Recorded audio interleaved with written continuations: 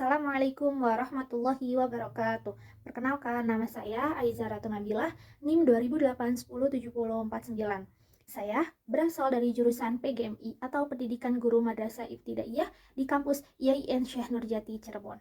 Adanya video ini, saya ingin mengumpulkan tugas dari mata kuliah Anak Berkebutuhan Khusus dosen pengampu Ibu Dwi Anita.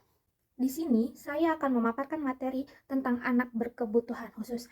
Apa sih itu anak berkebutuhan khusus? Anak berkebutuhan khusus adalah istilah yang digunakan untuk merujuk kepada anak-anak yang memiliki kebutuhan pendidikan dan pelayanan kesejahteraan yang berbeda dari anak-anak pada umumnya. Jadi, kebutuhan khusus ini dapat bersumber dari beberapa kondisi. Yang pertama, kondisi fisik, yang kedua, kondisi emosional, yang ketiga, kondisi mental, dan yang keempat yaitu kondisi kesehatan tertentu yang memerlukan dukungan khusus dalam hal pembelajaran dan perkembangan anak. Salah satu gangguan dari anak berkebutuhan khusus yaitu gangguan pendengaran. Gangguan pendengaran bisa disebut juga sebagai tunarungu. Apa sih itu tunarungu? Tunarungu adalah anak yang mengalami gangguan pendengaran mulai dari tuli ringan hingga tuli total. Maka dari itu di sini saya hanya akan membahas tentang tuli total. Tuli total dan tunarungu ini mereka memiliki pengertian yang sama. Keduanya sama-sama memiliki gangguan pendengaran. Tetapi secara spesifik dan karakteristiknya keduanya ini memiliki perbedaan. Perbedaan utamanya yaitu bahwa tuli total ini merujuk pada ketidakmampuan total untuk mendengar, sedangkan tunarungu ini mencakup spektrum gangguan pendengaran dengan tingkat keparahan yang berbeda-beda. Jadi pengertian untuk tuli total ini ialah keadaan di mana seseorang tidak dapat mendengar dan merasakan suara sama sekali.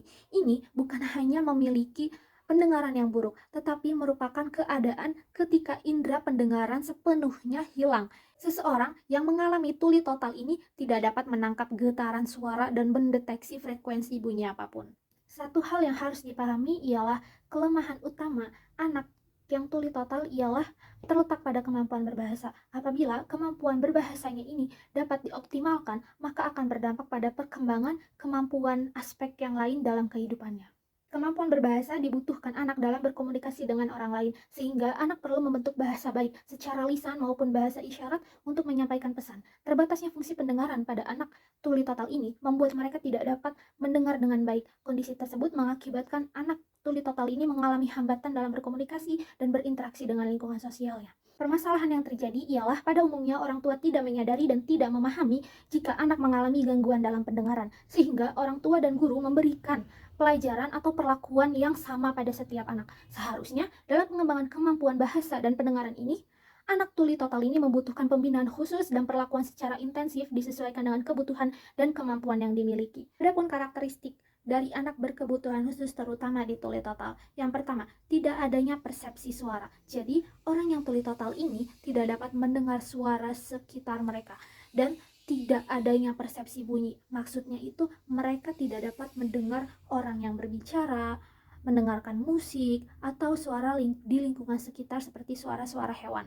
Dan yang kedua yaitu isolasi dari suara dunia sekitar. Nah, isolasi ini juga termasuk ke dalam tadi tidak ada persepsi suara.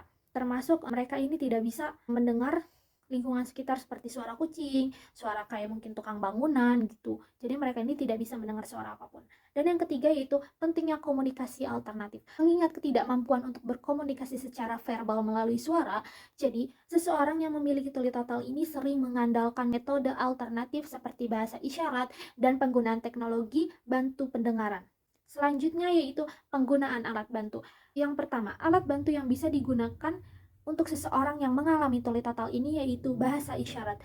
Banyak seseorang yang tuli total belajar dan menggunakan bahasa isyarat sebagai cara utama untuk berkomunikasi dengan sekitar. Dan yang kedua yaitu alat bantu dengar.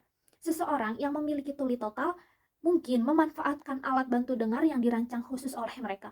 Alat ini mungkin tidak mengembalikan pendengaran sepenuhnya, tetapi dapat membantu dalam beberapa situasi. Sekian yang bisa saya sampaikan untuk materi anak berkebutuhan khusus terutama di tuli total. Semoga bermanfaat. Wassalamualaikum warahmatullahi wabarakatuh.